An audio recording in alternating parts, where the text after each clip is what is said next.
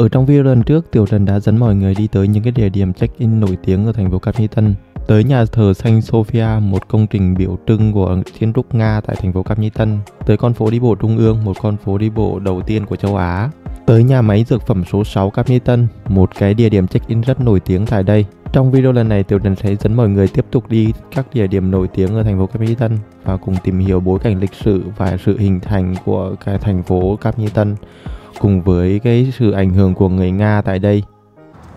Một cái địa điểm mà rất nhiều người thích check-in khi đến với một cái thành phố ở Trung Quốc đó chính là ga tàu. Phía sau mình đây là ga tàu Capnitân. Và nhìn xem những cái kiến trúc này rất là châu Âu. Nếu như ở Việt Nam Bưu Điện sẽ là trung tâm của thành phố thì ở Trung Quốc ga tàu sẽ là trung tâm. Ga tàu Capnitân được xây dựng vào năm 1899, là sự kết hợp xây dựng giữa Nga và chính quyền nhà Thanh. Đây là một ga tàu quan trọng bậc nhất vào thời điểm đó. Sau bao nhiêu lần tu sửa thì diện mạo của nhà ga này được xây dựng lại vào năm 2017. Và kiến trúc của nhà ga này vẫn giữ nguyên kiến trúc cũ của kiến trúc ngày xưa. Kiến trúc này vẫn mang đậm nhất châu Âu. Phía trong tạm dừng của ga tàu là những cái phong cách rất là đặc trưng Baroque. Và nhìn vào đây nhiều người cứ tưởng là lạc vào trong phim Harry Potter.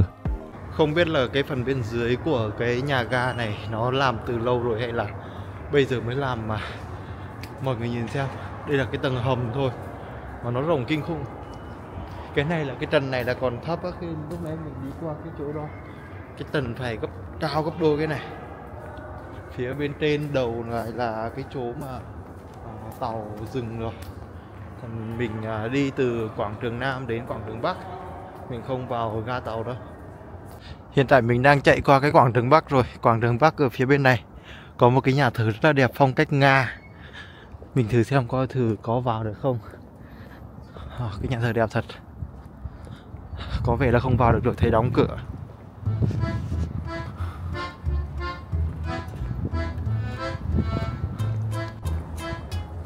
Wow, nhà thờ đẹp thật. Mặc dù chưa đến Nga nhưng mà cảm giác cái thành phố này rất giống Nga.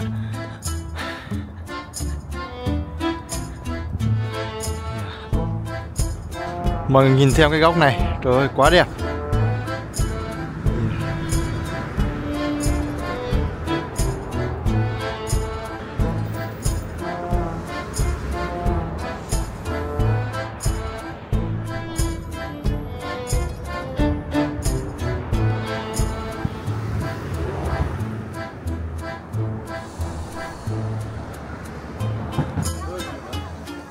Một địa điểm nữa mà mọi người có thể đến với trong thành phố Capnitân này đó chính là Baroque China.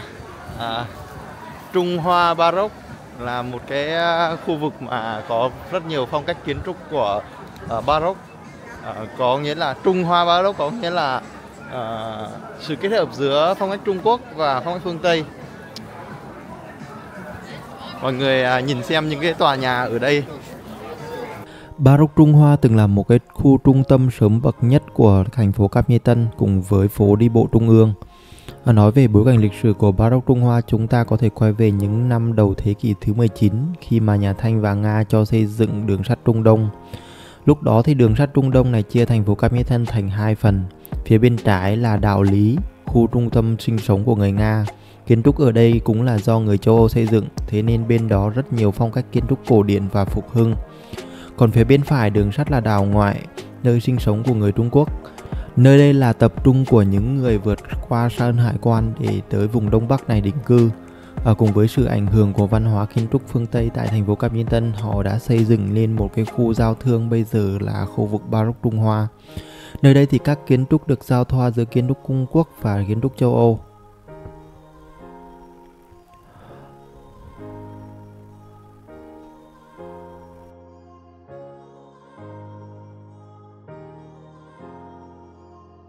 Nếu ở con phố đi bộ Trung ương thì do người Nga, những người phương Tây xây dựng, thì ở phía bên này là chủ yếu là người Trung Quốc xây dựng.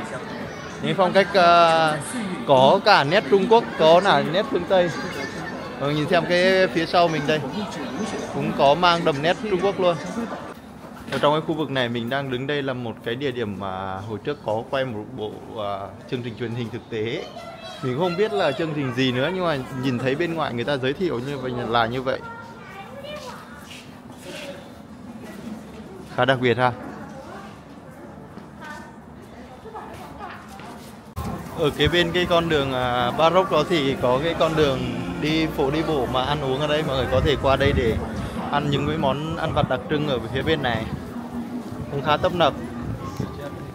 Khi mà tới một địa phương nào đó thì một cái địa điểm mà có thể tìm hiểu những cái văn hóa tập tục của địa phương đó chính là đây, cái viện bảo tàng. Phía sau mình là viện bảo tàng của tỉnh Hắc Long Giang. Ở Trung Quốc này các viện bảo tàng thì thường là miễn phí tham quan, cho nên là cứ tận dụng những cái miễn phí thôi. Đây là cái viện bảo tàng của tỉnh. Mọi người nhìn xung quanh khu vực viện bảo tàng này, những cái kiến trúc rất là Nga, rất là châu Âu ở đây. Nhiều khi nhìn vào đây mình tưởng là một cái thành phố nào của châu Âu. Nếu mà không có chữ tiếng Trung thì nhiều khi không thể nhận ra được. Ở trong này có một bức ảnh mà miêu tả cái thời kỳ đầu thế kỷ 20, đầu thế kỷ 20 của Cáp Nhĩ Tân. Ngày đó thì cái đường sắt Trung Đông hoàn thành thì Cáp Nhĩ Tân trở thành một cái trung tâm văn hóa và giao thương rất là tốt. Và mọi người có thể nhìn thấy đây, người Nga ở đây rất là nhiều.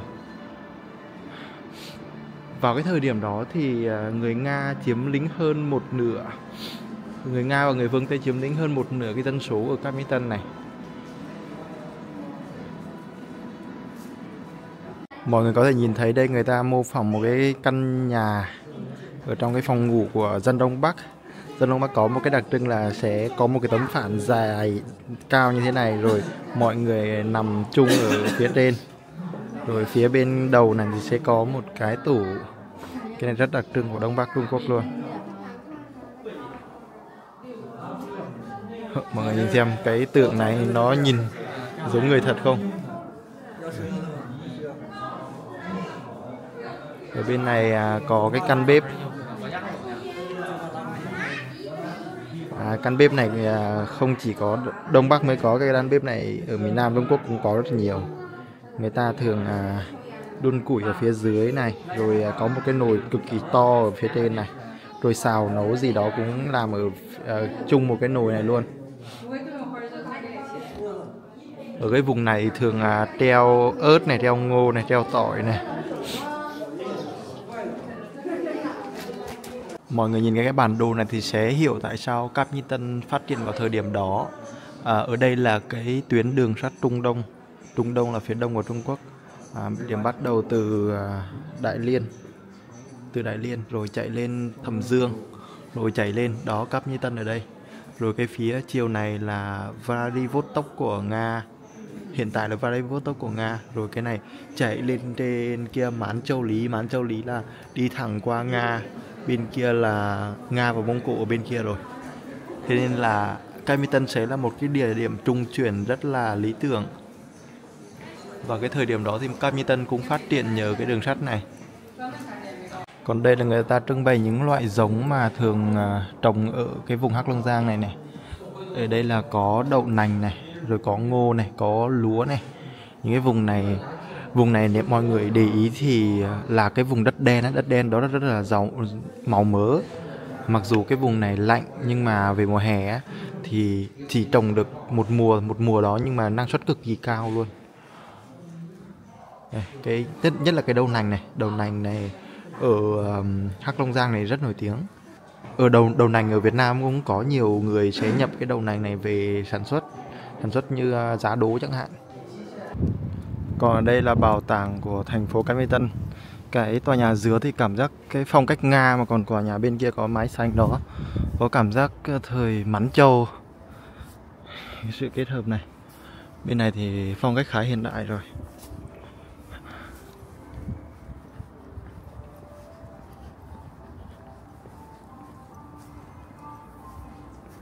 Mình khá thích khi đi bảo tàng của Trung Quốc là có những cái này. Cái này thì người ta sẽ đóng dấu lên hoàn toàn miễn phí. Như bạn này đang đóng dấu này.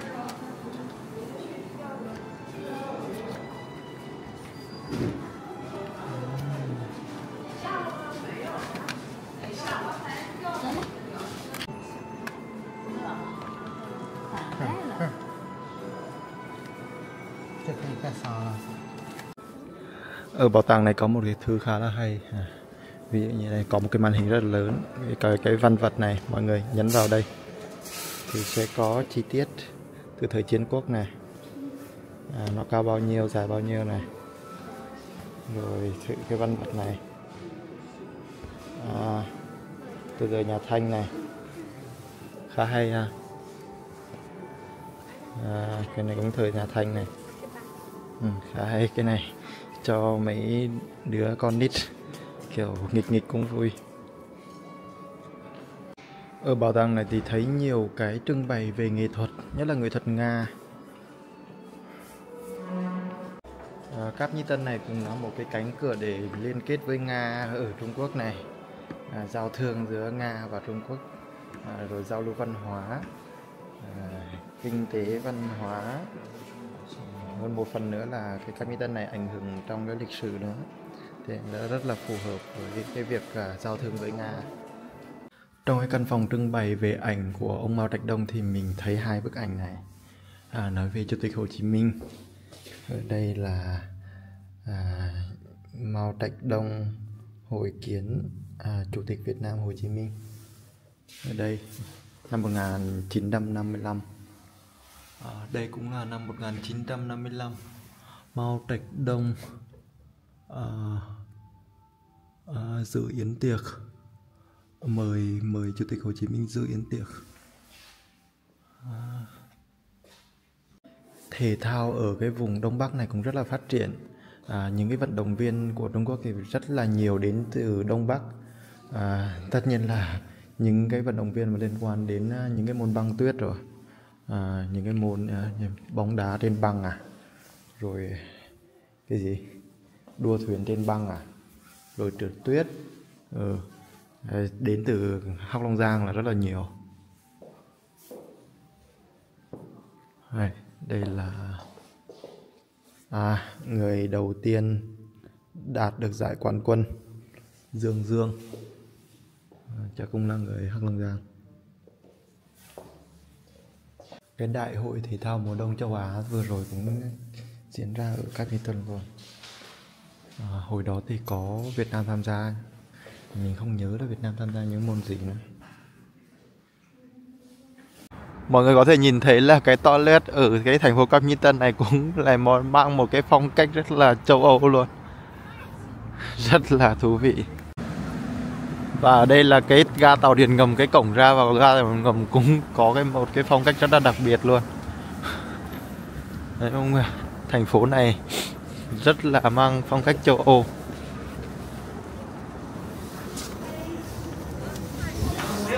Đây là cái bức tượng kỷ niệm, tưởng nhớ nhân dân thành phố Cáp Nhĩ Tân trong cái vụ lũ lụt ở đây. Còn phía sau nó đây chính là con sông Tùng Hoa nổi tiếng đây. Con sông Tùng Hoa này hiện tại đang kết băng nhé. Con sông này là con sông huyết mạch của thành phố Cáp Nhĩ Tân và cũng như cái vùng Đông Bắc này. Con sông này đã nuôi sống được rất là nhiều người, bởi vì cái nền nông nghiệp ở tỉnh Hắc Long Giang này rất là phát triển.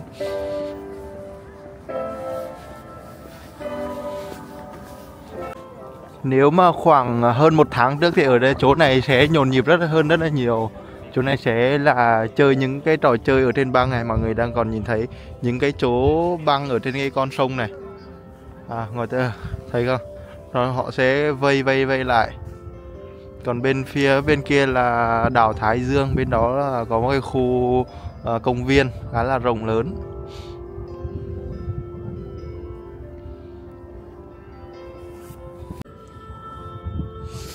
Ra tới chỗ này thì cảm giác lạnh rất là nhiều rồi, bởi vì có gió ấy. Trời ơi, lạnh hơn cái phía bên trong khuất gió hơn nên sẽ đỡ hơn. Mọi người xem tháng 3 mà vẫn kết lại những cái quả băng to như thế này này. Ở đây thời tiết phải nói là khắc nghiệt.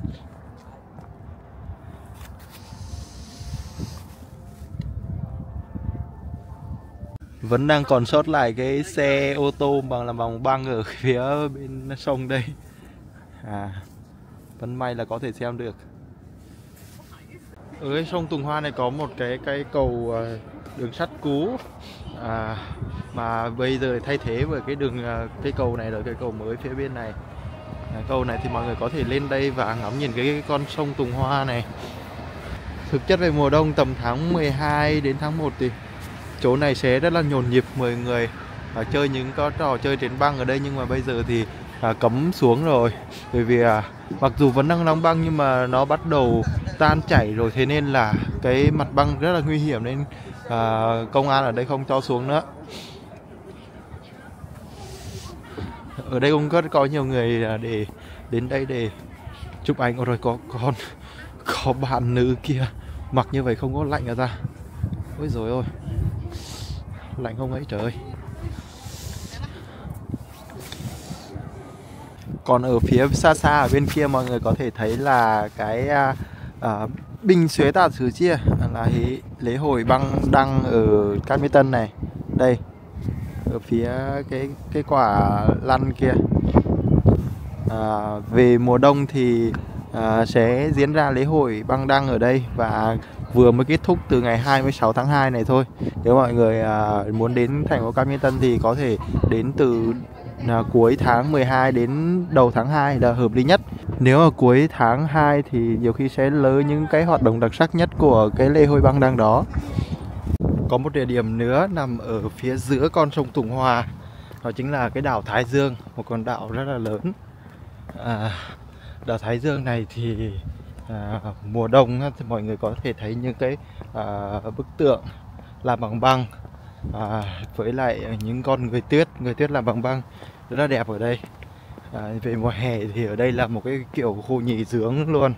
Ở đây có rất là nhiều khách sạn rồi nhà hàng, thấy phong cách kiến trúc châu Âu rất là nhiều. Mình chủ yếu qua đây là để xem cái khu vực cắm trại ở đây sẽ như thế nào. Mình hiện tại thì chuẩn bị vào mùa xuân rồi. Vào mùa xuân và mùa hè thì khả năng bọn mình sẽ qua đây để cắm trại. Giá cái này cũng không rẻ nha, 298 tệ 3 tiếng 1 triệu rồi. 398 tệ toàn ngày.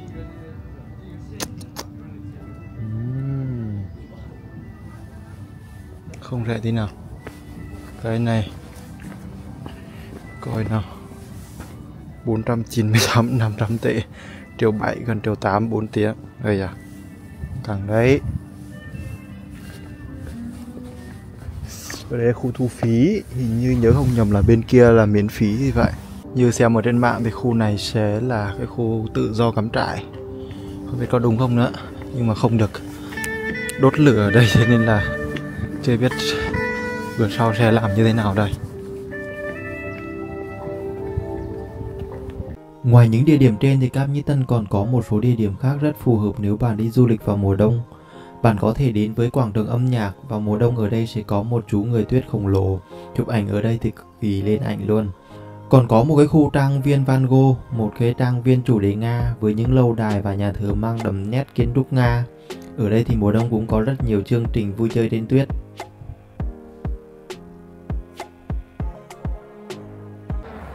Và video mình cũng kết thúc tại đây. Nếu mọi người muốn đến với Cát Mỹ Tân du lịch vào mùa đông thì có thể liên hệ mình, hoặc là có thể đến Cát Mỹ Tân này du lịch vào mùa hè cũng được. Mùa hè thì có thể kết hợp đi với thảo nguyên đồi Mông Cổ ở Hồ Luân Bối Nhí, cũng cần cái Cát Mỹ Tân này thôi. Mọi người có thể kết hợp đi vậy, như vậy sẽ tiện hơn. Hôm nay là ngày 28 tháng 3. Ở Việt Nam, chỗ quê mình Hà Tĩnh thì nắng nóng 36 độ rồi. Bên này vẫn đang tuyết rơi, hiện tại nhiệt độ là tầm khoảng âm 1, âm 2 độ. Không nghĩ rằng là cuối tháng 3 rồi mà ở bên này vẫn đang tuyết rơi. Hẹn gặp lại mọi người trong những cái video về Cát Mỹ Tân này. Mình sẽ ở đây một thời gian khá là dài đấy. Bye bye.